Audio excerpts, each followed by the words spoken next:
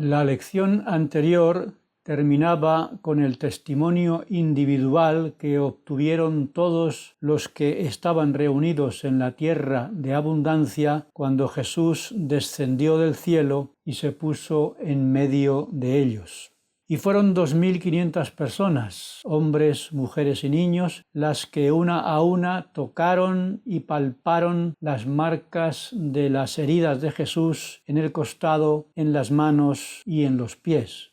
Y no solo tocaron y vieron, sino que también escucharon dos testimonios: el testimonio que el Padre dio sobre su Hijo amado y el testimonio que dio Jesucristo sobre su expiación. Y estas experiencias prepararon a la multitud para ser testigos también de la organización que Jesucristo hizo de su Iglesia en el Nuevo Mundo. Lo primero que hizo el Señor para organizar y establecer su Iglesia fue dar autoridad a Nefi y a otros hombres escogidos para administrar la ordenanza del bautismo. Y les explicó que el bautismo para arrepentimiento se debe efectuar por inmersión. Y después de enseñarles su doctrina, los mandó a ir a predicar al pueblo. Y la lección de esta semana continúa con la organización de la Iglesia de Jesucristo, llamando a 12 discípulos o apóstoles como testigos especiales de la Iglesia, con el poder y la autoridad para administrar las santas ordenanzas o sacramentos. Y Jesús dijo a la multitud: «Bienaventurados sois si prestáis atención a las palabras de estos 12 que yo he escogido de entre vosotros para ejercer su ministerio como vuestros siervos. Yo les he dado poder para que os bauticen en el agua y después os bautizaré con fuego y con el Espíritu Santo». Y les dijo que serían bienaventurados todos los que creyeran en las palabras de los testigos especiales de Cristo. Y les prometió que todos los que demuestren su humildad aceptando las aguas del bautismo recibirán el prometido bautismo de fuego y del Espíritu Santo y la remisión de sus pecados. De esta manera, Jesús estaba mostrando los principios más importantes y fundamentales que debe cumplir su verdadera Iglesia en este mundo: tener la autoridad necesaria para administrar las ordenanzas o sacramentos, que esa autoridad la debe traer de los cielos Jesucristo mismo, y que la Iglesia la dirijan 12 apóstoles como sus testigos especiales. Y también es necesario que las personas obtengan un testimonio de Jesús el Cristo y de su Iglesia antes de bautizarse. Por eso, lo primero que hizo Jesús cuando descendió del cielo en medio de la multitud fue asegurarse de que todos recibían un testimonio individual de su expiación como el Salvador y el Redentor del mundo. Y para mostrar que su Iglesia es la misma en toda la tierra, Jesús dio a los nefitas en la tierra de abundancia un discurso semejante al Sermón del Monte, con las mismas enseñanzas que dio a los judíos en Palestina. Y hay pues una correspondencia entre los capítulos 12, 13 y 14 del libro de Tercer Nefi y los capítulos 5, 6 y 7 del Evangelio de Mateo. Las enseñanzas de Jesús a los nefitas empiezan, por tanto, con las bienaventuranzas, que son las virtudes que el Señor desea que desarrollemos para lograr la perfección. En la primera bienaventuranza, Jesús dijo lo siguiente: «Bienaventurados los pobres de espíritu que vienen a mí, porque de ellos es el reino de los cielos». Los pobres de espíritu son aquellos que por sus debilidades necesitan una ayuda especial de los cielos para vencer sus flaquezas. Por tanto, la clave en esta y en las demás bienaventuranzas está en las palabras que vienen a mí. Porque no hay virtud alguna en tener un espíritu pobre, débil y deprimido. La diferencia está en la humildad y capacidad para acercarse al que puede ayudarle a superar sus debilidades e imperfecciones. La invitación salvadora para todos nosotros es la que ya conocemos. Sí, venid a Cristo y perfeccionaos en Él. Y por tanto, todas las bienaventuranzas tienen sentido cuando se añaden estas palabras. Bienaventurados los que lloran, porque recibirán consuelo si vienen a mí. Bienaventurados los mansos, porque heredarán la tierra si vienen a mí. Bienaventurados los que padecen hambre y sed de rectitud, porque se llenarán del Espíritu Santo si vienen a mí. Bienaventurados los misericordiosos, porque ellos alcanzarán misericordia si vienen a mí. Bienaventurados los de corazón puro, porque ellos verán a Dios si vienen a mí. Y así también con los perseguidos por causa del nombre de Cristo y los que por seguir al Cristo sufran vituperios y persecución. Y después de dar una relación de las virtudes que debemos desarrollar como discípulos de Cristo, el Señor dijo a la multitud que Él esperaba de ellos que fueran la sal de la tierra y que dieran un sabor especial a la vida en este mundo a aquellas personas que la hayan perdido o que no la encuentren. Y añadió, si la sal pierde su sabor, ¿con qué será salada la tierra? En una revelación dada por medio de José Smith para los santos que esperaban ansiosamente la redención de Sion, el Señor dijo que se ha puesto a los miembros de la Iglesia en el mundo para ser salvadores de los hombres. Y añadió que si no cumplen esa misión salvadora, serán como la sal que ha perdido su sabor y no sirve sino para que la desechen y la pisoteen.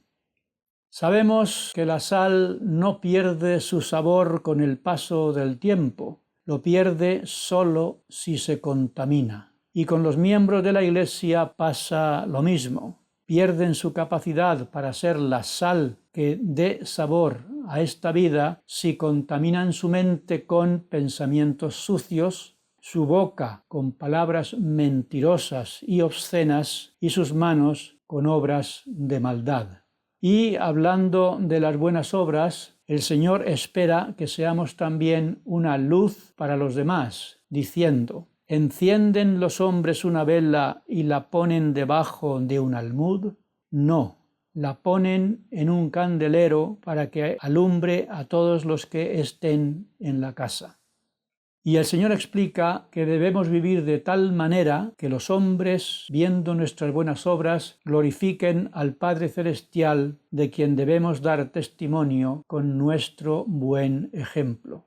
Más adelante, Jesús explicó cómo debemos dar luz al mundo, diciendo, «Alzad pues vuestra luz para que brille ante el mundo. Yo soy la luz que debéis sostener en alto, aquello que me habéis visto hacer». Por tanto, Jesús el Cristo es la verdadera luz. Nuestro deber es proyectar esa luz siguiendo el ejemplo de vida que nos ha dado. En un mundo en el que para la mayoría de sus habitantes Dios ha muerto, y eso hace que, como hemos visto, las tinieblas llenen la tierra, nuestro deber es vivir de tal manera que la influencia del Santo Espíritu nos ayude a iluminar a quienes buscan un sentido a esta vida terrenal y mortal. Como he dicho, Los capítulos 12 a 14 del libro de Tercer Nefi son la repetición de las enseñanzas que encontramos en el Sermón del Monte y que estudiamos en su día en el curso del Nuevo Testamento. En el Sermón del Monte, Jesús enseñó doctrinas y principios de rectitud que deben gobernar la vida de aquellos que pertenecen al reino de Dios. La promesa que tenemos es que si ponemos en práctica esos principios tendremos vidas felices y con el tiempo nos ayudarán a lograr la perfección. Nuestro Señor Jesucristo dejó muy claro que Él espera de nosotros que nos esforcemos por ser perfectos. En el Sermón del Monte lo dejó muy claro diciendo: «Sed pues vosotros perfectos, así como vuestro Padre que está en los cielos es perfecto». Y lo repitió a los nefitas en su discurso en la tierra de abundancia, diciendo: «Por tanto quisiera que fueseis perfectos, así como yo o como vuestro Padre que está en los cielos es perfecto».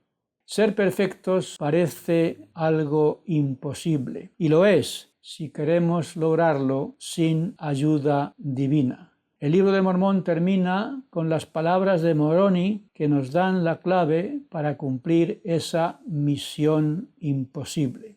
Moroni se despide y cierra el libro de Mormón con estas palabras: «Venid a Cristo y perfeccionaos en él, absteneos de toda impiedad, y si os abstenéis de toda impiedad y amáis a Dios con toda vuestra alma, mente y fuerza, entonces su gracia será suficiente para que seáis perfectos en Cristo, mediante el derramamiento de su sangre, para la remisión de vuestros pecados, a fin de que lleguéis a ser santos sin mancha».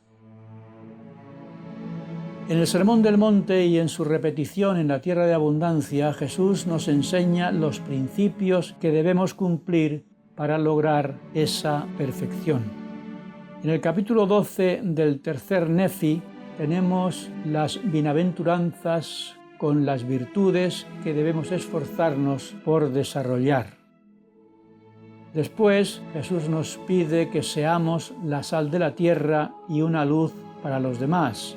Y a continuación nos manda que no nos enojemos con nuestros hermanos y que nos esforcemos por amar y reconciliarnos con todos y no tener enemigos.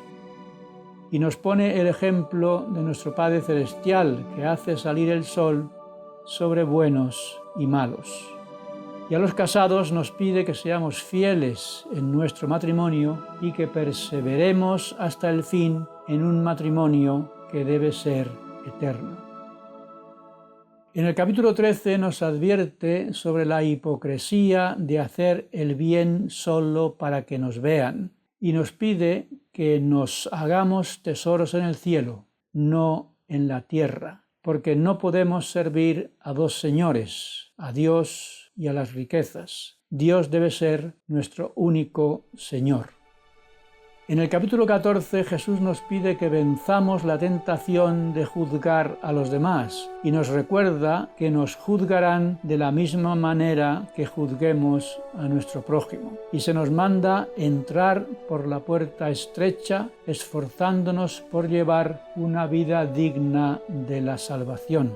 Y el Señor nos recuerda que nuestra vida estará edificada sobre un cimiento resistente si ponemos en práctica sus palabras. En el capítulo 15 Jesús da un testimonio claro y poderoso que Él es Jehová, el Dios del Antiguo Testamento, diciendo, como leemos en el título de esta lección: «Yo soy la ley y la luz. Mirad hacia mí y si perseveráis hasta el fin, viviréis, porque daré la vida eterna al que persevere hasta el fin». Y en el capítulo 16, el último de la lección, el Señor dice que en los últimos días su evangelio irá primero a los gentiles y después a la casa de Israel. A los gentiles les amonesta diciendo: «Ay de los gentiles incrédulos, porque el día que pequen contra mi evangelio y se envanezcan en el orgullo de sus corazones, retiraré la plenitud de mi evangelio de entre ellos. Pero si se arrepienten de sus pecados y se vuelven a mí, haré que formen parte de mi pueblo. Y añadió el Señor: y yo me acordaré del convenio que he hecho con los de mi pueblo, oh casa de Israel, y llegarán al conocimiento de la plenitud de mi evangelio. Por tanto, todos los habitantes de este mundo debemos tener claro lo que Dios el Señor espera de judíos y gentiles, y que la única diferencia que hay entre unos y otros son sus obras, porque, como dijo el Señor, por sus frutos los conoceréis. No todo el que me dice Señor, Señor entrará en el reino de los cielos, sino el que hace la voluntad de mi Padre que está en los cielos. Hermanos y hermanas, Jesucristo ha restaurado la plenitud de su Evangelio y ha organizado y establecido su Iglesia en todo el mundo. Y como escribió el apóstol Pablo en su epístola a los Efesios, estamos edificados sobre el cimiento de apóstoles y profetas, siendo la principal piedra del ángulo Jesucristo mismo. Y, como he citado anteriormente, el Señor nos ha dicho: bienaventurados sois si prestáis atención a las palabras de los 12 que yo he escogido de entre vosotros para ejercer su ministerio como vuestros siervos. Este fin de semana, los días 5 y 6 de octubre de 2024, tenemos la Conferencia General de la Iglesia y será el momento apropiado para cumplir las palabras de Jesucristo de prestar atención a los mensajes de los 12 apóstoles con la promesa de que seremos bienaventurados o bendecidos si las ponemos en práctica. Que así sea. Amén.